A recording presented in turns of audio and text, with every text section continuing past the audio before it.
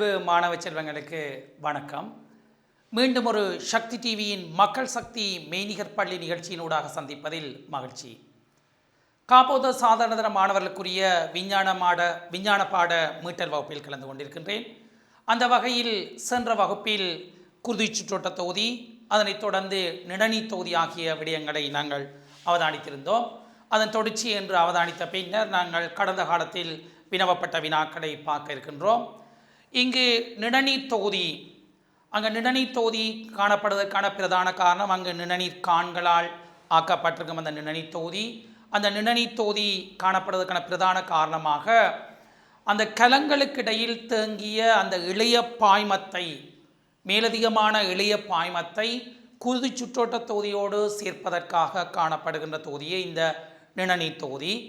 ஏனெனில் அந்த குருதி மயற்குழாய்களின் ஊடாக அங்கு குருதி கொண்டு செல்லப்பட்டு கலங்களுக்கு விடுவிக்கப்படும் போது அந்த குருதி மயற்குழாய்கள் மெல்லிய சுவர் கொண்டவை. அந்த மெல்லிய சுவர்களின் ஊடாக இங்கு சில வெண்குருதி கலங்கள், அதே நேரத்தில் சில புரதங்கள், நீர் என்பன அங்கு கலங்களுக்கிடையில் கொண்டு செல்லப்படலாம். அவ்வாறு கலங்களுக்கிடையில் கொண்டு செல்லப்பட்டு தேங்கப்படுகின்ற அந்த பாய்மத்தை நாங்கள் விசேட பெயர் சொல்லி அழைக்கக்கூடிய முடியும் இளைய பாய்மம். அந்த இளைய பாய்மம் கலங்களுக்கிடையே தொடர்ச்சியாக தேங்கப்படுமாயின் அங்கு அந்த குறித்த பகுதி வீக்கமடையும். அதனை தவிர்ப்பதற்காக அந்த கலங்களுக்கிடையில் தேங்குகின்ற மேலதிகமான இளைய பாய்மத்தை குருதி சுற்றோட்ட தொகுதியோடு கொண்டு செல்வதற்காக இந்த நிணநீர் தொகுதி காணப்படுகிறது. அந்த நிணநீர் தொகுதியின் அமைப்புகள் சென்ற வகுப்பில் அறிந்திருந்தோம். அதன் தொடர்ச்சியாகவே இப்போது நாங்கள் அந்த நிணநீர் தொகுதி நிணநீர் தொகுதி சார்ந்த விடயங்களை அவதானிக்க இருக்கின்றோம். நிணநீர் மைத்துள குழாயினுள் புகும் அந்த திரவ விடயம் நிணநீர் பாய்மம் என்று குறிப்பிடப்படும். அதாவது நிணநீர் கான்களினுள் புகும் திரவ விடயத்தை நாங்கள் நிணநீர் பாய்மம் என்று சொல்லப்படும். இந்த நிணநீர்ந்த இயல்புகளை நாங்கள் கவனத்தில் கொள்ளும்போது ஒரு திசையில் மட்டும் செல்லக்கூடியதாக இருக்கும். எப்பவும் அந்த நிணநீர் இதயத்தை நோக்கியதாக காணப்படும். அதாவது இதயத்தை நோக்கி கொண்டு செல்லக்கூடியதாக இருக்கும். ஏனெனில் அந்த குருதி சுற்றோட்ட தொகுதியோடு கொண்டு செல்லப்படும். எனவே அதுக்கு ஒரு திசையில் மட்டும் செல்லக்கூடியதாக இருக்கும். அதே சமயத்தில் அதற்கு வேல்வுகள் காணப்படுகிறது. ஏனெனில் வேல்வுகள் காணப்படுது இங்கு அதனை நாங்கள் அந்த நிணநீரை கொண்டு செல்வதற்கு ஒரு பம்பியாக ஒரு அமைப்பு ஒன்றும் காணப்படுவதில்லை. எனவே அந்த நிணநீர் கான்களில், அந்த நிணநீர் குழாய்களில் இவ்வாறு வேல்வுகள் காணப்படுகிறது. எனவே இந்த வேல்வுகளுக்கு அண்மையில் இவ்வாறு வேல்வுகள் காணப்படும் போது அந்த அண்மையில் காணப்படுகின்ற தசைகள் சுருங்கி விரிவதனால் அந்த நிணநீர் பாய்மம் மேலே செல்ல நிணநீர் பாயம் கீழே வராது தடுக்கப்படுகிறது. இந்த வேல்வுகள் கீழே வருவதை தடுக்கப்படுகிறது அந்த வேல்வுகள். எனவே அதன் மூலமாகத்தான் கொஞ்சம் கொஞ்சமாக அங்கே நிணநீர் இதயத்தை நோக்கி கொண்டு செல்லப்படுகிறது. எனவே நாளங்களுக்கு வேல்வுகள் காணப்படுவது போன்று இந்த நிணநீர் குழாய்களிலேயும் வேல்வுகள் காணப்படும். அதே நேரத்தில் இது குருதி கலம், அதாவது செங்குருதி கலங்கள், வெண்குருதி கலங்கள், குருதி சிறுதட்டுக்கள் என்பன காணப்படுவதில்லை.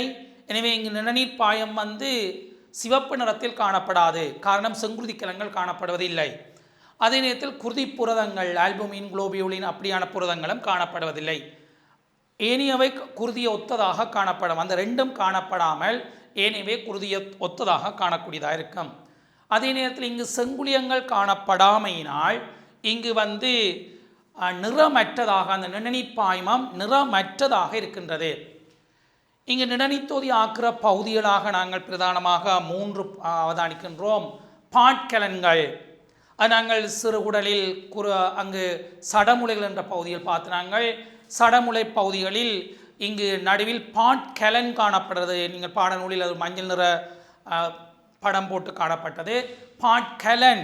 இந்த பாட்கலனினால்தான் கொழுப்பு சமிபாடு அல்லது லிப்பிட்டு சமிபாட்டு விளைபொருளான கொழுப்பமிலமும் கிளிசரோலும் அகத்துறிஞ்சப்பட்டு இந்த பாட்கலங்கள் நிணநீர் தொகுதியினூடாக கொண்டு செல்லப்பட்டு அதனூடாகத்தான் அங்கே குருதி சுற்றோட்ட தொகுதியில் கொண்டு செல்லக்கூடியதாக காணப்படுறது. ஒரு தடவை வினவப்பட்டது, அந்த கொழுப்பமிலமும் கிளிசரோலும் பாட்கலங்களால் அகத்துறிஞ்சப்பட்டு எவ்வாறு குருதி சுற்றோட்ட தொகுதியினூடாக கொண்டு செல்லப்படுகிறது எனில் இந்த நிணநீர் தொகுதியினூடாக கொண்டு செல்லப்பட்டு அங்கு குருதி சுற்றோட்ட தொகுதியை கொண்டு செல்லக்கூடியதாக இருக்கின்றது. அதே நேரத்தில் நிணநீர் கான்கள் அல்லது நிணநீர் குழாய்கள் காணப்படுகின்றன. சில இடங்களில் நிணநீர் கணுக்கள் காணப்படுகிறது. அதை நாங்கள் நிணநீர் முடிச்சுக்கள், அது நிணநீர் கணுக்கள் என்று குறிப்பிடப்படும். அந்த கணுக்கள்லாம் சில நேரங்கள் தொற்றுக்கள் ஏற்படுற நேரத்தில் அந்த இடத்தில் ஒரு அதாவது பாக்டீரியாக்களை அங்கு அழிக்கிற செயற்பாடு நடைபெறுவதனால் அந்த நிணநீர் கணுக்கள் வீங்கும். அவ்வாறு வீங்குகிற தன்மையை நாங்கள் சொல்லுவோம் நெறி போடுதல் என்று சொல்லப்படும். அடுத்து நாங்கள் அவதானிக்க இருப்பது இந்த நிணநீர் தொகுதியில் நிணநீர் குழாய்களை அண்மித்து காணப்படுகின்ற தசைகளினால் ஏற்படுத்தப்படும், அதாவது நாளங்கள் போன்று அந்த நாளங்களினூடாக எவ்வாறு மீண்டும் இதயத்தை நோக்கி குருதி கொண்டு செல்லப்படுவது போல இங்கு நாளங்களுக்கு அதாவது நிணநீர் குழாய்களுக்கு அண்மித்து காணப்படுகின்ற அந்த தசை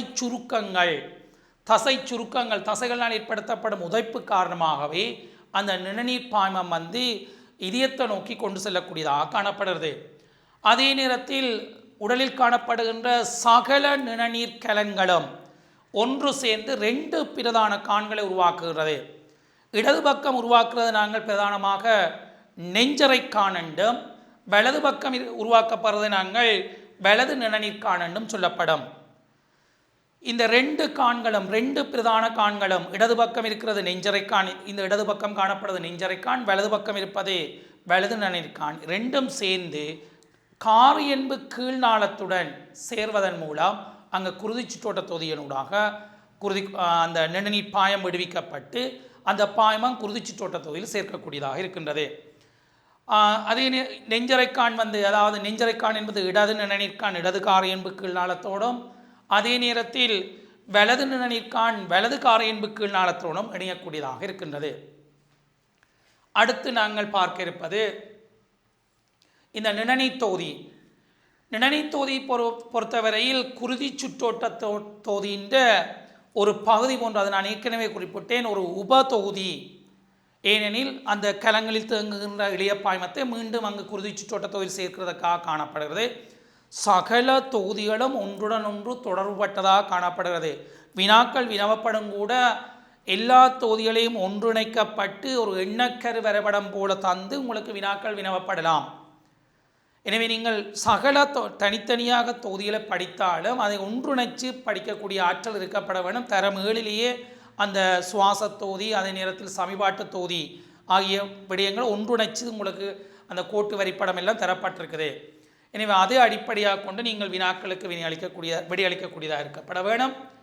அதே போன்று நிணநீர் பாய்வதற்கான விசை எவ்வாறு கிடைக்கிறதெனில் அந்த நிணநீர் கலங்களை சூழ உள்ள வெண்கூட்டு தசை, சாதாரணமாக வெண்கூட்டு தசை உங்களுக்கு தெரியும் இச்சை வழி இயங்கும் தசையாக காணப்படுகிறது. அதாவது உங்களோட கட்டுப்பாட்டில் இயங்கக்கூடிய தசையாக காணப்படுகிறது. மலமளப்பான தசையும் இதய தசையும் இச்சை இன்றிய தசைகள் உங்களோட கட்டுப்பாட்டில் நடைபெற முடியாது. எனவே இந்த வெண்கூட்டு தசைகளின் மூலமும் அதே சமயத்தில் வெளிச்சுவாசத்தின் போது ஏற்படுத்தப்படுற ஒரு இழுவிசை, அந்த இழுவிசையாலும் வழங்கப்பட்டு அந்த நிணநீர் தொகுதியினூடாக அங்கே நிணநீர் பாய்மம் கொண்டு செல்லக்கூடியதாக இருக்கும். அந்த இளைய பாய்மம் இங்கே நிணநீர் தொகுதியில் இருக்க போது நிணநீர் என்று சொல்லப்படும், அங்கு கொண்டு செல்லக்கூடியதாக இருக்கும். இந்த நிணநீர் இதுக்கு ஒரு இதயம் போன்ற அமைப்புண்டு அங்கு பம்பியா தொழிற்பட்டு அனுப்பப்படவில்லை. எனவே இந்த நிணநீர் கான்களில் காணப்படுகின்ற அந்த வேல்வுகண்ட உதவியும், அதே நேரத்தில் இந்த தசைகண்ட சுருக்கமும் வெளிச்சுவாசத்தின் ஏற்படுத்தப்படுகிற இழுவிசை காரணமாகவும் அங்கு பாய்வதற்கான விசை வழங்கப்படுகிறது. அதே சமயத்தில் நிணநீர் கணுக்கள், இந்த நிணநீர் கலன்கள் ஒன்று சேரும் இடங்களில் இது காணப்படுகிறது. அதாவது நிணநீர் கலங்கள் எல்லாம் ஒன்று சேர்ந்து ஒரு ஜங்ஷன், அதாவது சார்ம வீதிகளில் நாங்கள் அவதானிக்கப்படும் போது எல்லா வீதிகளும் சேர்ந்து ஒரு சந்திக்கு வரும். அவ்வாறு அந்த சந்திகளில் இந்த நிணநீர் கணுக்கள் காணப்படும். அதாவது கீழ்ப்பகுதியில் நிணநீர் கான்கள் எல்லாம் ஒன்று சேர்ந்து அந்த தொடைப்பகுதியில் அங்கு அந்த சந்தி உருவாக்கப்படுது. அது நாங்கள் நிணநீர் கணுக்கள் என்று குறிப்பிடப்படும். பொதுவாக இது தோலுக்கு கீழாக கவடு, கக்கம், கழுத்து ஆகிய இடங்களில் பெருமளவில் காணப்படுகிறது. தற்சமயம் பாக்டீரியாக்கள் போன்ற நோய் ஏற்படுத்தும் அங்கிகளை இந்த பகுதியில் வடிகட்டும் அமைப்பாக குறிப்பிடும். அதாவது தற்சமயம் காலில் ஒரு காயம் ஏற்பட்டு அந்த காயத்தினூடாக பாக்டீரியா தொற்றுக்கள் ஏற்பட்டு அந்த தொற்றுக்கள் இந்த நிணநீர் கான்களின் ஊடாக தொடைப்பகுதி அடையும் போது அந்த நிணநீர் கணுக்கள் அந்த பாக்டீரியாவை உடலின் ஏனைய பகுதிகளுக்கு கொண்டு செல்ல விடாது. அந்த நேரத்தில் பாக்டீரியாக்களோடு அந்த நிணநீர் அதில் வெண்குருதி கிழங்கள் காணப்படுகிறது. அந்த வெண்குருதி கிழங்கண்ட செயற்பாட்டினால் அந்த நோய் காரணிகளை அழித்து அங்கு ஏனைய இடங்களுக்கு பரவுவதை தடுக்கும். இது ஒரு நிற்பீடனம், அதாவது நோய் எதிர்க்கிற ஆற்றல் ஆகிய செயற்பாட்டை மேற்கொண்டிருக்கின்றது. அடுத்து நாங்கள் அவதானிக்க இருப்பது இந்த நிணநீர் கணுக்களில் காணப்படுகின்ற வெண்குழியங்கள் மூலம், அதாவது வெண்குருதி கிழங்கள் அந்த தொற்றுதல் அடைந்த அங்கிலை தின்குழியச் செயல் என்பது விழுங்கி அளிப்பது. ஏற்கனவே அந்த சொல்லு உங்களுக்கு தெரிஞ்சிருக்கும். அந்த தின்குழியச் செயல் மூலம் அளிக்கப்படும். அந்த சந்தர்ப்பத்தில் நிணநீர் கணுக்கள் என்ற தொழிற்பாடு அதிகரிக்கிறதுனால் அவை வீங்குகின்றது. இதனைத்தான் நாங்கள் குறிப்பிடுவோம் நெறி போட்டிருக்கிறதுன குறிப்பிடுவோம். அந்த நேரத்தில் நீங்கள் தொட்டு அவதானிக்கப்படும் போது இல்லாட்டி நடக்கும்போது அல்லது அதை நீங்கள் வலி அந்த பகுதியில் வலி உணரக்கூடியதாக இருக்கும். அதை நாங்கள் சாதாரணமாக பொது வழக்கில் நாங்கள் நெறி என்று குறிப்பிடப்படும். அதே சமயத்தில் சிறு உடலில் சடமுலையில் காணப்படுகின்ற பாட்கலங்கள், ஏற்கனவே குறிப்பிட்ட சடமுலையில் பாட்கலங்கள் காணப்படுகிறது. அதுவும் ஒரு வகை நிணநீர் கலன்களாக காணப்படுகிறது. இது கொழுப்பமிலத்தையும் கிளிசரோலையும் அகத்துறிஞ்சக்கூடிய கொழுப்பமிலத்தையும் கிளிசரோலையும் அகத்துறிஞ்சிருது. அதே நேரத்தில் நிணநீர் தொகுதி செயற்படாவிட்டால், எங்களுடைய நிணநீர் தொகுதி செயற்படாத விடின் இளையங்களில் இளையப்பாய் பொருள் சேர்ந்து உடலில் வீக்க நிலைமை, இது நாங்கள் எடிமா என்று குறிப்பிடுவோம். அந்த வீக்க நிலைமை ஏற்படும் போது எங்களுடைய உடல் வீங்கும். நாங்கள் அதை அமர்த்தி அவதானிக்கும் போது அங்கே ஒரு பள்ளம் தோன்றும். அந்த பள்ளம் திரும்ப மீண்டும் பழைய நிலைக்கு வருவது கடினமாக இருக்கும். ஏன்னா அங்கே இளையப்பாய் பொருள் அப்படியே தேங்கி அந்த இளைய கலங்களில் காணப்படுவதே இதற்குரிய நிலைமையாக காணப்படுகின்றது. அடுத்து இந்த நினைத்தொதிந்த தொழிற்பாடுகள். நினைத்தொதிந்த தொழிற்பாடுகளை பொறுத்தவரையில் முதலாவது பிரதான தொழிலாக இந்த மேலதிகமாக சேர்கிற இளையப்பாய்மத்தை குருதி சுற்றோட்ட தொகுதியோடு சேர்ப்பதற்காக காணப்படுகிறது. அதே நேரத்தில் பிற பொருள் எதிரிகளை ஆக்குதல். சாதாரணமாக அந்த குருதியில் அந்த வெண்குருதி கிழங்களால் அந்த பிற பொருள் எதிரிகள் அந்த குறித்த நோய்க்காரணிக்கு எதிராக அதற்குரிய பதார்த்தங்களை சுரத்தல், அந்த செயற்பாட்டையும் மேற்கொள்கிறது. அதே நேரத்தில் தின்குழியச் செயல், விழுங்கி அந்த அமீபாக்கள் எவ்வாறு போசனை எடுப்பது போன்று அப்படியே அந்த வெண்குருதி கிழங்கள் அப்படியே முழுவதுமாக விழுங்கி அந்த நோய்க்காரணிகளை அழிக்கிற செயற்பாட்டை மேற்கொள்கிறது. அது நாங்கள் தின்குழியச் செயல் என சொல்லப்படும். அதே நேரத்தில் பாட்கிழங்களினால், சடமுலைகளில் காணப்படுகின்ற பாட்கிழங்களினால் இங்கு கொழுப்பமிலமும் கிளிசரோடும் அகத்துறிஞ்சப்பட்டு அங்கு பிறகு மீண்டும் குருதி சுற்றோட்ட தொகுதியில் சேர்க்கக்கூடியதாக இருக்கின்றது. எனவே இந்த பிரதான 4 தொழில்கள், ஒன்று இளைய பாய்மத்தை மீண்டும் குருதி சுற்றோட்ட தொகுதியில் சேர்த்தல், அந்நியத்தில் பிறபொருள் எதிரிகளை உருவாக்குதல், அதே சமயத்தில் நுண்ணங்கில தின்குழியச் செயல் மூலம் அழித்தல், கொழுப்பமிலமும் கிளிசரோலையும் அகத்துறிஞ்சி குருதி சுற்றோட்ட தொகுதியில் சேர்த்தல். அடுத்து நாங்கள் அவதானிக்க இருப்பது குருதி சுற்றோட்ட தொகுதி தொடர்பான நோய்கள். எனவே நாங்கள் குருதி சுற்றோட்ட தொகுதி, நிணநீர் தொகுதி 2 அவதானித்து இனி அது சார்ந்த நோய்கள், இதெல்லாம் நாங்கள் படிப்பது தனியாக பரீட்சையை மையமாக கொண்டு படிப்பதில்லை. இதற்கு காரணம் அன்றாட வாழ்க்கையில் இதனை நாங்கள் பயன்படுத்தி ஆரோக்கியமாக வாழ்வதற்காக. எனவே இதில் பிரதானமாக முதலாவது நோய்களாக நாங்கள் 3 நோய்கள் பிரதானமாக அவதானிக்கின்றீர்கள். அதெரோஸ்க்ளெரோசியா, மற்றது உயர் குருதிய முக்கமும் தாழ் குருதிய முக்கமும், அடுத்து த்ரோம்போசிஸ் ஆகிய 3 நோய் நிலைமைகளை நாங்கள் இந்த குருதி சுற்றோட்ட சார்ந்த நோய் நிலைகளாக அவதானிக்கின்றோம். நிறைய நோய்கள் காணப்படுகிறது. உங்களோட பாடத்திட்டத்துக்கு அமைவாக இந்த 3ஐயும் நாங்கள் அவதானித்து கொண்டிருக்கின்றோம். அந்த வகையில் முதலாவது நாங்கள் அதெரோஸ்க்ளெரோசியா என்னும் நோய் நிலைமையை அவதானிக்க இருக்கின்றோம். இங்கு கொலஸ்ட்ரால், அதாவது கொலஸ்ட்ரால் என்பது ஈரலினால் உற்பத்தி செய்யப்படுற ஒரு உடலுக்கு தேவையான லிப்பிட்டி சேர்வை. இது கட்டாயம் உடலுக்கு தேவை. ஆனால் இது ஈரலிலான் உற்பத்தியாக்கப்படுகிறது. சாதாரணமாக ஈரலில் உற்பத்தியாக்கப்பட்டு இந்த கொலஸ்ட்ரால் நீரில் கரையாது. சாதாரணமாக எண்ணெய், அதாவது எண்ணெய் நீரில் கரையாது. இதனால் குருதினூடாக கொண்டு செல்லப்படுவதற்கு ஒரு விசேட புரதத்தோடு இணைந்து அந்த லிப்போ புரதத்தை உருவாக்குது. அதாவது அந்த கொலஸ்ட்ரால் விசேட வகையாக ஒரு புரதத்தோடு இணைந்து லிப்போ புரதத்தை உருவாக்குகின்றது. இது ஈரலிலே உற்பத்தியாக்கப்படுகிறது. அந்த லிப்போ புரதம் 2 வகையான புரதமாக காணப்படுகிறது. ஒன்று குறைந்த அடர்த்தி கொண்ட லிப்போ புரதம், மற்றது கூடிய அடர்த்தி கொண்ட லிப்போ புரதம். அதாவது எல்டிஎல் மற்றது HDL, அதாவது குறைந்த அடர்த்தி, மற்றது கூடிய அடர்த்தி. எங்களுக்கு குறைந்த அடர்த்தியுடைய லிப்போ புரதம் தான் எங்களுக்கு பிரச்சனையான புரதமாக காணப்படுகிறது. எனவே இந்த குறைந்த அடர்த்தியுடைய லிப்போ புரதம் அதிகரிக்கும் போது முடியுறு நாடி, அந்த முடியுறு நாடி உங்களுக்கு கட்டாயம் தெரிந்திருக்கப்பட வேணும். இதயத்துக்கு குருதியை வழங்குகிற, அதாவது இதய தசைகளுக்கு குருதியை வழங்குகிற நாடியாக இந்த முடியுறு நாடி காணப்படுகிறது. இதய தசைகளுக்கு குருதியை வழங்குகிற நாடியாக அந்த முடியுறு நாடி. அந்த முடியுறு நாடிகளின் சுவர்களில் இந்த கொலஸ்ட்ரோல் படிகிறதால அந்த நாடியின் துவாரத்தின் அளவு சிறிதாகின்றது. எனவே சிறிதாகினால் அங்கு குருதி கொண்டு செல்லப்படுவது கடினப்படும். அதே நேரத்தில் குருதி எப்படியும் இதயம் அதாவது பம்பண்ணி அனுப்ப வேண்டிய தேவை காணப்படுது. எனவே குருதி அமுக்கமும் அதிகரிக்கும். இதனால் எங்களுக்கு பல்வேறு நிலைமைகள் ஏற்படுகிறது. எனவே எங்களுக்கு 2 புரதம், ஒன்று இந்த லிப்போ புரதம் 2, ஒன்று கூடிய அடர்த்தி கொண்ட லிப்போ புரதமும், அதே நேரத்தில் குறைந்த அடர்த்தி கொண்ட லிப்போ புரதமும். கூடிய அடர்த்தி கொண்ட லிப்போ புரதத்தில் பிரச்சனை இல்லை. நீங்கள் சில நேரங்கள் சொல்வார்கள் நல்ல கொழுப்பு கெட்ட கொழுப்பண்டு அன்றாட வாழ்க்கை நாங்கள் அந்த சொற்களை பயன்படுத்துகிறதே. இதில் அதாவது ஈரலில் இங்கே உருவாக்கப்படுகிறது. ஈரலில் அந்த குறித்த லிப்போ புரதம் ஆனால் தேவை எங்களுடைய உடல் செயற்பாட்டுக்கு.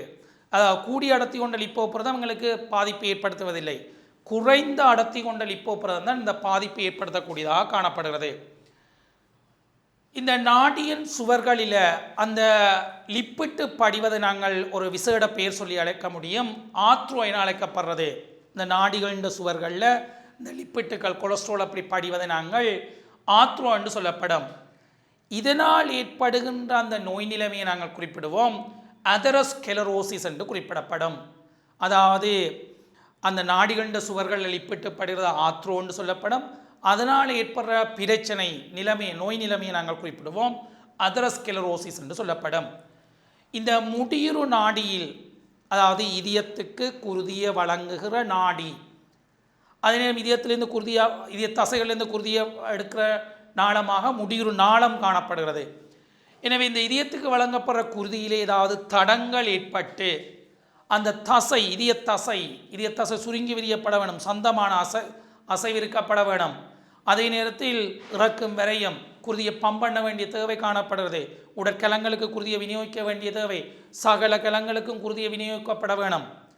எனவே அந்த நேரத்தில் இதயத்தசை சுருங்குவதற்கு கடினப்படுமாயின் அந்த அல்லது ஒரு பகுதி அந்த கொலஸ்ட்ரால் படிந்ததன் காரணமாக அந்த ஆத்ரோ நிலைமை ஏற்பட்டதன் காரணமாக அந்த குருதி இதய தசைக்கு கொண்டு செல்லப்படாவிடின் அங்கு ஒரு இதய தசை தொழிற்படாது. அந்த நிலைமையை நாங்கள் நெஞ்சு வலி, அஞ்சைனா என்று சொல்லப்படும், நெஞ்சு வலி என்று சொல்லப்படும். முடியுறு நாடிகளில் அதன் கிளைகளில் உறைந்த குருதி சிறைப்படும். இப்போ என்னென்னா இந்த கொலஸ்ட்ரால் படிஞ்ச உடனே அந்த இடத்துல குருதிக்கலங்கள் மோதப்படும். அப்படி குருதிக்கலங்கள் மோதி சில வேளைகளில் அந்த குருதி அந்த இடங்களில் உறைந்ததெனில் ஏனைய பகுதிகளுக்கு குருதி விநியோகிக்கப்படாது. அந்த இதய தசைக்கலங்களுக்கு ஏனைய பகுதிகளுக்கு குருதி விநியோகிக்கப்படாது. அந்த சந்தர்ப்பத்தில் அந்த இதய தசை சுருங்கி விரியாத நிலைமை ஏற்படுகிறது. அந்த நேரத்தில் மாரடைப்பு ஏற்பட்டு சில வேளைகளில் மரணம் கூட சம்பவிக்கலாம். இது காரணம் அந்த லோ டென்சிட்டி லிப்பிட், அதாவது குறைந்த அடர்த்தியுடைய லிப்பிட்டு பிரதான காரணம். கெட்ட கொழுப்புன்னு சொல்வார்கள், கெட்ட லிப்பிட்டு, கெட்ட கொலஸ்ட்ரால், அதாவது அடர்த்தி குறைந்த லிப்பிட்டாக காணப்படுகிறது. இந்த அதெரோஸ்க்ளெரோசியா தொடர்ச்சியாக நாங்கள் அவதானித்துக் கொண்டிருக்கிறோம். குருதியில் குறை அடர்த்தி கொண்ட லிப்போ புரதமும் கொலஸ்ட்ராலும் அந்த அதிகரிக்கிறதுக்கு என்ன காரணம், என்னென்ன காரணத்தால்? எங்களுடைய உணவு பழக்கம், நாங்கள் நிறைய இப்போ நாங்கள் அந்த ஃபாஸ்ட் ஃபுட்டுகளை உணவாக எடுக்கிறோம். அதே நேரத்தில் இந்த கொலஸ்ட்ரால் லிப்பிட்டு, அதாவது லிப்பிட்டு கொண்ட உணவுகளை அதிகளவு எடுக்கின்றோம். அந்த எல்லாத்துக்கு நாங்கள் உடலுக்குரிய பயிற்சி வழங்கப்படுவதில்லை. உண்மையில் உணவும் உடற்பயிற்சியும் எங்களுடைய உடலை ஆரோக்கியமாக வைத்திருப்பதற்கு மிக சிறந்த ஒரு மருந்தாக காணப்படுகிறது. எங்களுடைய அளவான உணவு, உடற்பயிற்சி இந்த ரெண்டும் காணப்படுமாயின் எங்களுடைய உடல் ஆரோக்கியமாக காணப்படும். எனவே நாங்கள் சிறு வயதிலிருந்தே இதை நாங்கள் கடைப்பிடித்து கொண்டு வருமாயின் எங்களுடைய அதாவது தொகுதிகள் சார்ந்த எங்களோட உடல் எப்பவும் ஆரோக்கியமாக இருக்கும். எனவே நாங்கள் அந்த உணவு பழக்கமும் உடற்பயிற்சியும் சரியாக பேணப்படும் போது எங்களுக்கு அந்த கலங்கள், எங்களுடைய தொகுதிகள் இழையங்கள் யாவுமே சரியாக துளிப்படக்கூடியதாக இருக்கும், நீண்ட ஆயுளோடு நீண்ட காலம் வாழக்கூடியதாக காணக்கூடியதாக இருக்கும். எனவே இந்த கொலஸ்ட்ரால் அதிகரிக்கிறதுக்கு பிரதான காரணமாக இந்த மாட்டிறைச்சி, அதே நேரத்தில் பன்றிறைச்சி, முழு ஆடை பால்மா, முட்டையின் மஞ்சள் கரு, இறால், ஈரல் போன்ற நிரம்பிய கொழுப்புக்கள் கொண்ட உணவே இந்த குறைந்த அடர்த்தியுடைய லிப்போப்புரதம் உருவாகிறதுக்கு பிரதான காரணமாக காணப்படுகிறது. அதே நேரத்தில் இவ்வாறான உணவுகளை நாங்கள் எடுக்கிறத குறைப்பதன் மூலம் எங்களுக்கு அந்த அதெரோஸ்க்ளெரோசிஸ் என்ற நோய் ஏற்படுவதை நாங்கள் குறைத்து கொள்ளக்கூடியதாக இருக்கும். இதுக்கு பிரதான காரணம், இந்த அதெரோஸ்க்ளெரோசிஸ் நோய் ஏற்படுறதுக்கு பிரதான காரணமாக இருக்கிறது அந்த குறைந்த அடர்த்தியுடைய லிப்போப்புரதம். அந்த லிப்போப்புரத நாடிகளின் சுவர்களில் படுகிறதால அங்கு ஒரு பாதிப்பு ஏற்படுகிறது. அதனால் அந்த குருதிக்கலங்கள் கொண்டு செல்லப்பட்டு சில நேரங்களில் அந்த பகுதியில் குருதி உறைதல் ஏற்படுகிறது. அந்த உறைதல் ஏற்படுவதன் காரணமாக சில வேளைகளில் குறித்த தசைகளுக்கு, குறித்த இதய தசைக்கு குருதி விநியோகிக்கப்பட மாட்டாது. அந்த நேரத்தில் சில வேளைகள் மாரடைப்பு ஏற்பட்டு மரணம் கூட சம்பவிக்கக்கூடியதாக இருக்கும். அடுத்து நாங்கள் பார்க்க இருப்பது உயர் குருதி அமுக்கமும் தாழ் குருதி அமுக்கமும். அதில் நாங்கள் பிரதானமாக 2 அவதானித்து நாங்கள் சுருங்கல் குருதி அமுக்கம், அதே நேரத்தில் தளர்வு குருதி அமுக்கம். இது சாதாரண மனிதனில் 120 மில்லிமீட்டர் ரசம், அதாவது சுருங்கல் குருதி அமுக்கம் 120 மில்லிமீட்டர் ரசமாகவும் தளர்வு குருதி அமுக்கம் 80 மில்லிமீட்டர் ரசமாக காணப்பட வேண்டும். இது சாதாரண மனிதனில். ஆனால் சில வேளைகளில் இந்த சுருங்கல் குருதி அமுக்கம் தளர்வு குருதி அமுக்கம் மாறுபடலாம். இவ்வாறு மாறுபடும் போது சில வேளைகளில் அந்த மயிர்குழாய்கள் கூட வெடிப்புகள் ஏற்படலாம். அதிகளவு ப்ரெஷர், அதிகளவு குருதி அமுக்கத்தோடு தொழிற்படையில் அந்த மயிர்குழாய்கள் வெடிக்கலாம். என்ன மிக மெல்லிய குழாய்கள், சில வேளையில் இந்த மூளைக்கலங்களுக்கு குருதி விநியோகிக்கப்பட்ட மயிர்குழாய்களில் பாதிப்பு ஏற்படும் போது அந்த குறித்த பகுதிகள் செயலிழந்து போகும். மூளையை பொறுத்தவரையில் 2 பகுதிகளாக காணப்படுது, வலது மூளையோரக்கோளம், இடது மூளையோரக்கோளம். அதாவது வலது மூளையோரக்கோளத்தினால் உடலின் இடது பகுதியும், இடது மூளையோரக்கோளத்தினால் உடலின் வலது பகுதியும் கட்டுப்படுத்தப்படுகிறது. எனவே அந்த குறித்த பகுதிகள் பாதிக்கப்படும். எனவே இந்த உயர்குருதி அமுக்கம் தாழ் குருதி அமுக்கத்தை கருதப்படும் போது நாடியின் அந்த சுவர்களில் நாங்கள் ஏற்கனவே குறித்த அந்த கொலஸ்ட்ரால் படிவதன் காரணமாக அவற்றின் துவாரம் சின்னனாக மாறும். சாதாரணமாக நீங்கள் ஹோஸ் பைப்பை நாங்கள் அவதானிக்க, அந்த ஹோஸ் பைப்பில் நீர் வெளியேற்றப்படும் போது சாதாரணமாக வெளியேற்றப்படும். நீங்கள் அந்த துவாரத்தை சற்று சிறிதாக்கப்படும் போது, கையால் இப்படி விரலினால் பொத்தப்படும் போது அந்த நீர் விரைவாக தூர இடத்துக்கு பாயக்கூடிய இருக்கும். அந்த துவாரத்தை சிறிதாக்கப்படும் போது நீர் அதிக வேகத்தோடு பாயும். அங்கே ஒரு அமுக்கம் ஒன்று ஏற்பட்டு அதிக தூரத்துக்கு பாயக்கூடியதாக இருக்கின்றது. எனவே இதே மாதிரி தான் இந்த நாடி நாளம் மைத்துளை குழாய்களையும் அந்த துவாரம் சின்னனாக மாறும்போது உடலின் பல்வேறு உறுப்புகளுக்கு வழங்கப்படுற அந்த குருதியின் அளவு குறைவடையும். ஏனெனில் அந்த துவாரம் சின்னனா போகுது. இதன் காரணமாக குருதியை அனுப்பணும். ஏனென்றால் இதயம் அவதானிக்கும், நான் கலங்களுக்கு குருதி அனுப்பப்படவில்லை. அப்போ கலங்களுக்கு குருதி அனுப்பப்படாட்டி கலங்கள் இறக்க பார்க்கும். அப்போ இதயம் தான் நன்றாக சுருங்கி தளரும். அப்படி இதயம் சுருங்கி தளர்றதால நாடிகளின் சுவரில் அதிகளவு அமுக்கம் தூண்டப்படும். அப்போ அவ்வாறு இதன் காரணமாக குருதியை அனுப்புவதற்காக அதிக அமுக்கம் கொண்ட குருதியை பம்புவதற்கு இதயம் தூண்டப்படும். எனவே நாடியின் சுவரில் ஒரு அதிக அமுக்கம் ஒன்று ஏற்படுத்தப்படுகிறது. இதனை நாங்கள் உயர் குருதி அமுக்கம் என்று சொல்லப்படும். காரணம், இந்த கொலஸ்ட்ரால் படிஞ்சமையினால் அந்த துவாரம் சின்ன நாடிகளின் துவாரங்கள் சின்னனாயிட்டுது. சின்னனான கலங்களுக்கு குருதி விநியோகிக்கப்படுற அளவு குறைஞ்சிடும். இதயம் அவதானிப்பர் தான் வழங்குகிற குருதியின் அளவு கலங்களுக்கு காணாது. எனவே இதயம் அதிகளவு குருதியை பம்பண்ண வேண்டிய தேவை, அதாவது பம்பியாக துளிப்பட வேண்டிய தேவை காணப்படுகிறது. இதுவே இதயம் அதிகளவு தூண்டப்பட்டு அங்கு குருதியை வெளியேற்றப்படும் போது நாடிகளின் சுவர்களில் ஒரு அதிக அமுக்கம் ஒன்று விநியோகிக்கப்படும். இது நாங்கள் உயர் குருதி அமுக்கம் என்று சொல்லப்படும். அதே சமயத்தில் இங்கு நாடி புன்னாடியின் சுவர் மீள்தன்மை குறைவாக காணப்படுது. சில வேளைகளில் இந்த நாடி நாளங்கண்ட சுவர், நாடியின் சுவர் இந்த புன்னாடி, நாடி புன்னாடிகளின் சுவர்கள் மீள்தன்மை சாதாரணமாக நாளத்தை விட நாடி மீள்தன்மை கூடியதாக இருக்கப்பட வேணும். அதாவது விரிந்தால் பின்னர் பழைய நிலைக்கு அடையப்பட வேணும். சில வேளைகளில் இது மீள்தன்மை குறைவாக இருக்கலாம். அதை கருதப்படும் போது இங்கு இந்த உயர் குருதி அமுக்கத்தை நாங்கள் தவித்து கொள்வதற்கு, உயர் குருதி அமுக்கத்தை எப்படி நாங்கள் குறைத்து கொள்ள முடியும்? நிரம்பிய கொழுப்புணவு அதிகம் கொண்ட உணவை தவிர்க்கப்பட வேண்டும். அதே நேரத்தில் புகைத்தல் மதுபானம் அருந்துவதை தவிர்த்தல் பட வேண்டும். இந்த புகைத்தல் மதுபானம் அது எல்லா தொகுதிகளுக்கும் பாதிப்பு ஏற்படுத்துகிறது. நாங்கள் ஏற்கனவே அறிந்திருந்தோம். புகைத்தலும் மதுபானமும் சகல தொகுதிகளையும் எப்பவும் பாதிக்கக்கூடிய ஒரு செயற்பாடு. அந்த விளம்பரங்களே அது காட்டப்படுகிறது. இந்த இப்படியான இதுகளை நீங்கள் எடுத்தீங்களே இவ்வாறான நோய்கள் ஏற்படுத்தப்படும். அப்படி இருந்து நாங்கள் அதனை பயன்படுத்துகின்றோம். அது அவ்வளோ பொருத்தமான முறை அல்ல. அதே நேரத்தில் மன அழுத்தம், ஸ்ட்ரெஸ், இதுவும் ஒரு எங்களுக்கு இதயம் சார்ந்த, அதாவது குருதி சுற்றோட்டத்தை சார்ந்த நோய்களுக்கு பிரதான காரணமாக அமைக்கிறது. இந்த உயர் குருதி அமுக்கம், தாழ் குருதி அமுக்கம் ஏற்படுவதற்கும் இது காரணமாக அமையலாம். சாதாரண குருதி அமுக்கத்தை விட குருதி அமுக்கம் குறைவடைதலை நாங்கள் தாழ் குருதி அமுக்கம் என்று சொல்லலாம். லோ ப்ரெஷர் என்று சொல்லப்படும் தாழ் குருதி அமுக்கம். இது போசனை குறைபாடு, எங்களில் சில நேரங்களில் போசனை குறைபாடு காரணமாக இது ஏற்படலாம். அல்லது குருதியின் கனவளவு, சில வேளைகளில் சத்திர சிகிச்சைகளின் போது குருதி வெளியேற்றப்படலாம். அல்லபடியின் ஒரு விபத்து சந்தர்ப்பங்களில் குருதி வெளியேற்றப்படலாம். அந்த நிலைமைகளில் குருதியின் கனவளவு குறைந்துவிடும். எனவே குருதியின் கனவளவு குறைந்துவிடும், அமுக்கம் பாதிக்கப்படும். அந்த நேரத்தில் ஒரு தாழ் குருதி அமுக்கம் ஏற்படும். தாழ் குருதி அமுக்கம் ஏற்பட்டால் அங்கு கலங்களுக்கு குருதி விநியோகிக்கப்படுறது கடினமாக போய்விடும். எனவே கலங்கள் பிறகு இறக்கம், கடைசியாக மரணமே சம்பவிக்க வேண்டிய தன்மை காணப்படாதான். உடனடியாக குருதி மாற்றீடு, நீங்கள் தரம் 9 கற்றுள்ளீர்கள். பிரதானமாக குருதி வகைகள் 4 AB, ABO. அந்த குருதி வகைகள் பொருந்தப்பட வேண்டும். அதே நேரத்தில் ரீசஸ் காரணி, இந்த RH காரணியும் பொருத்தப்பாடு இருக்கப்பட வேண்டும். அதெல்லாம் பார்த்து தான் இந்த குருதி மாற்றீடு செய்யப்பட வேண்டும். அடுத்து நாங்கள் அவதானிக்க இருப்பது த்ரோம்போசிஸ். இது அடுத்த நோய். அதாவது நாங்கள் அதெரோஸ்க்ளரோசிஸ் பார்த்தது. அடுத்தது உயர் குருதி அமுக்கம், தாழ் குருதி அமுக்கம் அவதானித்திருந்தோம். அடுத்த நோய் நிலைமை நாங்கள் பார்க்க இருக்கின்றது த்ரோம்போசிஸ். இது ஒரு மீட்டல் வகுப்பினின் விரைவாக நாங்கள் அதை குறிப்பிட்ட பின்னர் கடந்த கால வினாக்களை நாங்கள் அவதானிக்க இருக்கின்றோம்.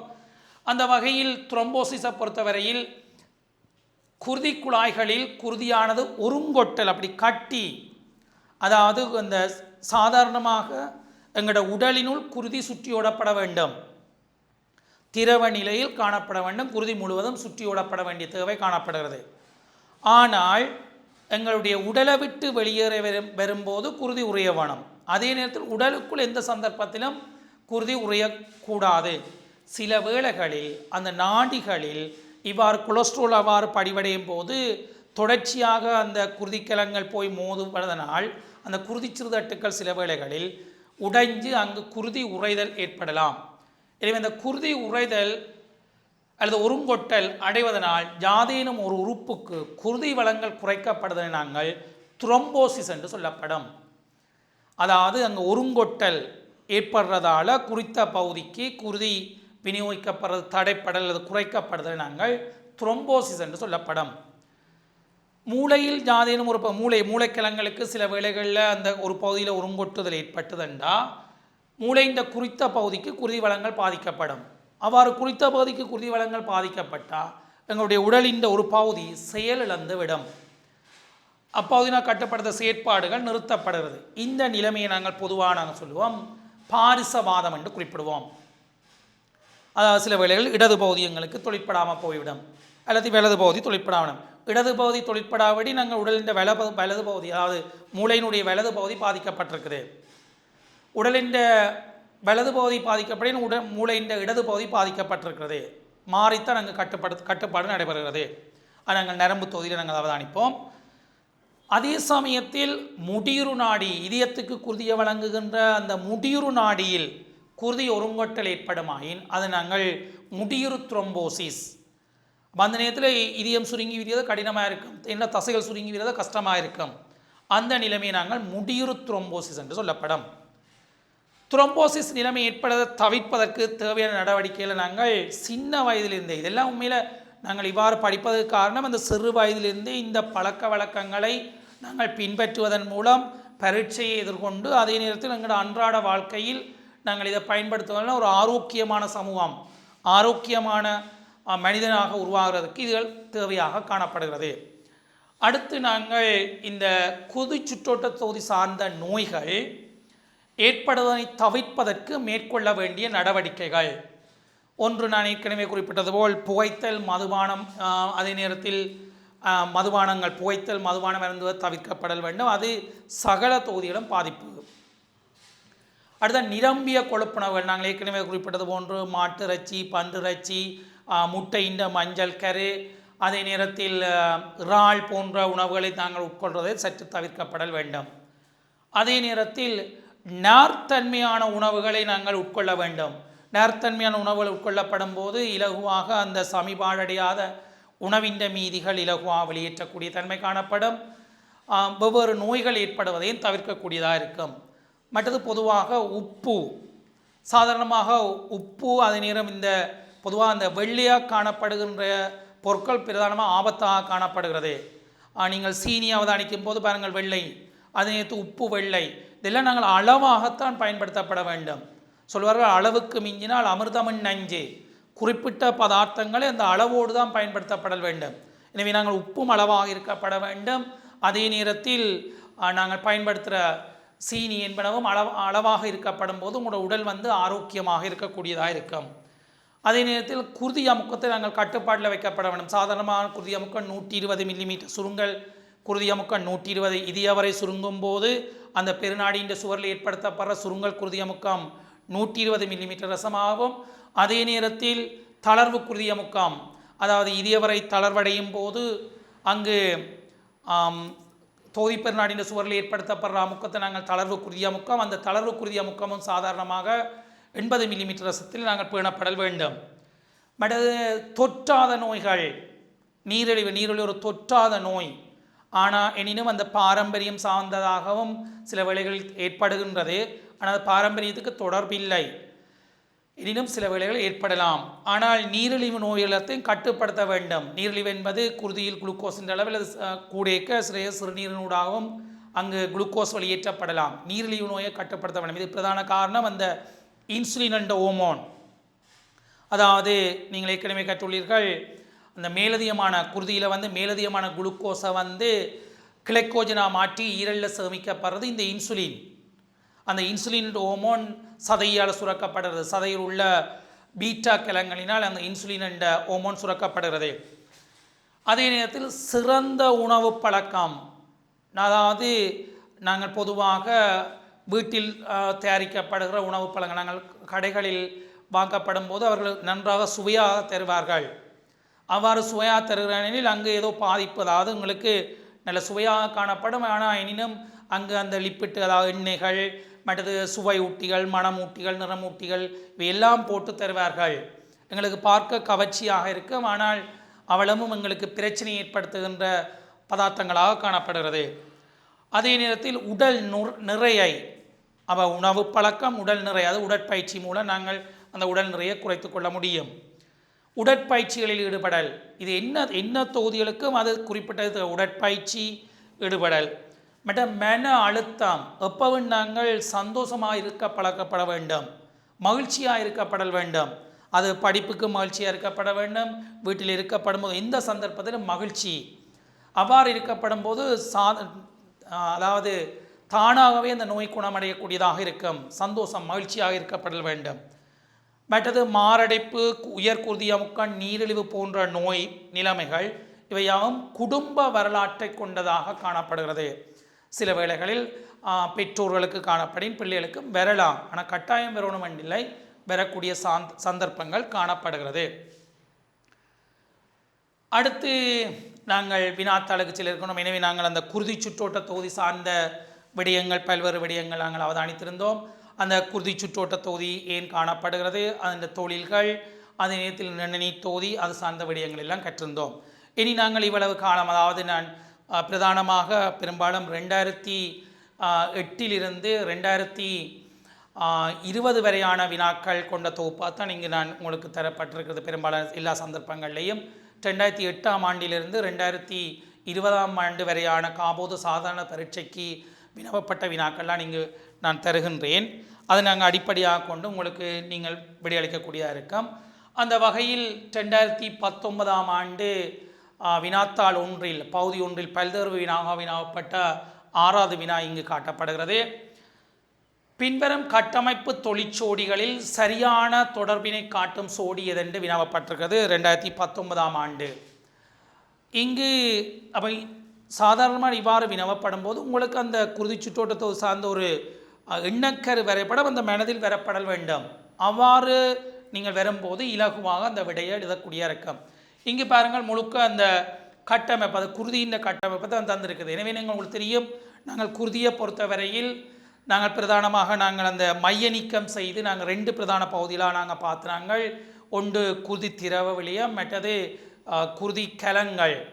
அதாவது சிவப்பு நிறமாக காணப்பட்ட அந்த திரவத்தை நாங்கள் குருதி கலங்கள் என்றும், ஒரு ஜெலி போன்ற தோற்றத்தில் காணப்பட்ட அதனை நாங்கள் குருதி கலங்கள் என்றும், கிட்டத்தட்ட 45% காணப்பட்டது, 55% காணப்பட்டது அது குருதி திரவலியமாக காணப்படுகிறது. அந்த குருதி கிழங்களை நாங்கள் பிரதானமாக 3 நாங்கள் அவதானித்திருந்தோம். இது அந்த உங்களுக்குரிய ஒரு அட்டவணை போன்று தெரியப்படல் வேண்டும். அப்போ அந்த குருதி கிழங்களை நாங்கள் பிரதானமாக செங்குருதி கிழங்கள், வெண்குருதி கிழங்கள், குருதி சிறுதட்டுகள் அவதானித்திருந்தோம். அந்த வெண்குருதி கிழங்கு நாங்கள் 2ஆக பிரதானமாக பார்க்குறோம். பிறகு சிறுமணி கொண்டது, சிறுமணி அற்றதாக அவதானிக்கின்றோம். அந்த சிறுமணி கொண்டதில் யோசி நாடி, நடுநில நாடி, மூல நாடி என்று அவதானித்திருந்தோம். அதே நேரத்தில் சிறுமணியற்றவையில் நாங்கள் நிணநீர் குழியம், ஒற்ற குழியம் என்று அவதானித்திருந்தோம். அதே நேரத்தில் குருதி திரவ வழியத்தில் நாங்கள் பிரதானமாக நீர் காணப்படுது என்று அவதானித்திருந்தீர்கள். அதை விட குருதி புரதங்கள், அல்புமின், குளோபியூலின், பைப்ரோனோஜின் போன்றன காணப்படுகிறது. அதே சமயத்தில் ஓமோன்கள் காணப்படுகிறது, விட்டமின்கள், கனிவுப்புகள் காணப்படுகிறது, புறப்பொழுதிரி பதார்த்தங்கள் இருக்குது.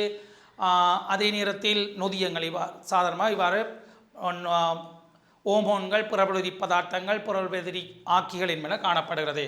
எனவே இங்கு கேட்கப்பட்ட அமைப்பை நாங்கள் அவதானிக்கப்படும் போது குருதி சிறுதட்டுக்களை பொறுத்தவரையில் அங்கு குறிப்பிடப்பட்ட தொழில் பிறபொருள் எதிரிகளை உற்பத்தி செய்தல். இங்கு குருதி சிறுதட்டு உங்களுக்கு தெரியும், காயம் ஏற்படும் போது அங்கு குருதி உறைதலுக்காக காணப்படுறது. அதாவது உடலை விட்டு வெளியேறும் போது அங்கு காயங்கள் ஏற்படுற சந்தர்ப்பங்களில் அந்த குருதி சிறுதட்டுக்கள் உடைந்து ஒரு நார்கள் போன்ற அமைப்பை தோற்றுவிப்பதனால், ஒரு வேலை போன்ற அமைப்பை தோற்றுவிப்பதனால் அந்த செங்குருதி கிழங்கள், வெண்குருதி கிழங்கள் யாவும் உடலிலிருந்து வெளியேறுவது தடுக்கப்படுகிறது. அதே நேரத்தில் வெண்குருதி கிழங்கள் இங்கு ஒட்சிசனை கொண்டு செல்ல, அது தவறான விடை. வெண்குருதி கிழங்கள் நோய் எதிர்க்கிற சக்தியை வழங்கல், அதாவது நோய்க்காரணியை அழித்தல், தின்குளியல் செயல் மூலம் நோய்க்காரணியை அழித்தல். எனவே அதுவும் தவறானது. அதே நேரத்தில் செங்குருதி கிழங்கள் தின்குளிய செயல், அது மாறித்தரப்பட்டிருக்கிறது. செங்குருதி கிழங்கள் ஒட்சிசனை கொண்டு செல்லல். அடுத்து குருதி திரவலியம் ஓமோனை கொண்டு செல்லல். எனவே குருதி திரவலியம் ஓமோனை கொண்டு செல்லல் என்பது சரியான விடை. எனவே இங்கு விடை 4வது காணப்படுகிறது. எனவே இவ்வாறு அந்த குருதி கலங்களை அடிப்படையாக கொண்டே வினாக்கள் வினாப்படாது. இந்த தொழில் இதில் நீங்கள் தரம் 9 நீங்கள் கற்ற விடயம், அந்த தரம் 9 கற்ற விடயத்தை கொண்டே இங்கு வினாவினவப்படுகிறது. அடுத்து நாங்கள் 2010ஆம் ஆண்டு வினாவப்பட்ட ஒரு வினா இங்கு காட்டப்படுகிறது. அதுவும் பல்தேர்வு வினாவாக காணப்படுகிறது. குருதி கலன்களில் குருதி உறையாத போதிலும், அதாவது சார்ம குருதியில் குருதி உறையாத போதிலும் குருதிக்கலன் தகவரும் போது, உடையும் போது குருதி உறைகின்றது. பின்வரும் எக்கூற்று இந்த அவதானிப்பை விளக்குகின்றது என கேட்கப்பட்டிருக்கிறது. முதலாவது வினா சொல்லப்படுகிறது, உடலிலிருந்து குருதி வெளியே வரும்போது மாத்திரம் குருதி உறைதல் நடைபெறுகிறது. அதே நேரத்தில், அதாவது இந்த செயற்பாட்டுக்கு என்ன கூற்று பொருத்தம் என்று வினவப்பட்டிருக்கிறது. இந்த செயற்பாட்டுக்கு இதவளவு பொருத்தம் இல்லை. அதே நேரத்தில் பாருங்கள், குருதிக்கலன் தகர்வரும்போது மாத்திரம், அதாவது அது உடையக்க மாத்திரம்தான் குருதி சிறுதட்டுக்கள் செயற்பட்டு குருதி உறைதல் நடைபெறுகிறது. உண்மையில் அந்த குருதி சிறுதட்டுக்கள் உடையும் போதுதான் அந்த செயற்பாடு நடைபெற்று அந்த பைப்ரின் நார்கள் தோற்றுவிக்கப்பட்டு பைப்ரின் நார்கள் அந்த குருதிக்கலங்கள், செங்குருதிக்கலங்கள், வெண்குருதிக்கலங்களை யாவனும் வெளியே செல்வதை தடுக்கின்றது. அதே நேரத்தில் குருதி சிறுதட்டுகள் கட்டி போல் சேர்ந்து அதனை சுற்றி மற்றிய கிழங்குகள் படிவதன் மூலம் குருதி உறைதல் நடைபெறுகிறது. அது இந்த கூற்றுக்கு அவ்வளவு பொருத்தமல்ல. அதே நேரத்தில் குருதிக்கலன்கள் உயிர்க்கலன்கள் ஆகியால் உடலில் உறையாத போதிலும் வெளியில் உயிரற்று இருப்பதனால் உறைதல் நடைபெறுகிறது. எனவே இங்கு பொருத்தமான விடையாக காணப்படுகிறது 2வது. அதாவது குருதிக்கலன் தகர்வரும்போது மாத்திரம் குருதி சிறுதட்டுக்கள் செயற்பட்டு குருதி உறைதல் நடைபெறுகிறது என்பது சரியான விடை இந்த வினாவுக்கு. அதாவது குருதிக்கலன்களில் குருதி உறையாத போதிலும் குருதிக்கலன் தகர்வரும் என்பது உடையும் போது குருதி உறைகின்றது. பின்வரும் கூற்று எந்த அவதானி விளக்குகின்றது என்பதில் இது பொருத்தமாக அமைகின்றது. எனவே நாங்கள் அந்த காபோது சாதன தர பரீட்சையில் வினவப்பட்ட பல்தேர்வு வினாக்கள், நாங்கள் தொடர்ச்சியாக பல்தேர்வு வினாக்கள், அடுத்து கட்டமைப்பு வினாக்கள், அதே நேரத்தில் கட்டுரை வினாக்களாக நாங்கள் அவதானித்து கொண்டிருக்கிறோம். பகுதி A, பகுதி B என்று நாங்கள் பல்தேர்வு வினாக்கள் சிலவற்றை அவதானித்திருந்தோம். குருதி சுற்றோட்ட தொகுதியும் நிணநீ தொகுதி சார்ந்த விடயங்கள் நாங்கள் அவதானித்து கொண்டிருக்கின்றோம். அடுத்த வகுப்பில் அதாவது குருதி சுற்றோட்ட தொகுதி நிணநீ தொகுதி சார்ந்த விடயங்களை அவதானிக்க இருக்கின்றோம். எனவே இங்கு தென்படுகின்ற இந்த வாட்ஸ்அப் இலக்கத்துடன் தொடர்பு கொண்டு உங்களுடைய சந்தேகங்கள் கையேடுகளை இலவசமாக பெற்றுக்கொள்ளக்கூடியதாக இருக்கும். இந்த இழந்த கல்வியை மீட்பதற்கான இந்த சக்தி டிவியின் இந்த செயற்பாட்டை நீங்கள் தொடர்ச்சியாக அவதானித்து கொண்டிருப்பதன் மூலம் உங்களுடைய கற்றலை மேலும் மேம்படுத்தக்கூடிய தன்மை காணப்படுகிறது. அடுத்த வருடம் 2022ஆம் ஆண்டு உங்களுக்கு இந்த பரீட்சை நடைபெற இருக்கின்றது. எனவே அந்த பரீட்சையில் வெற்றி பெற இந்த நிகழ்ச்சியை நீங்கள் தொடர்ந்து அவதானித்து இருங்கள்.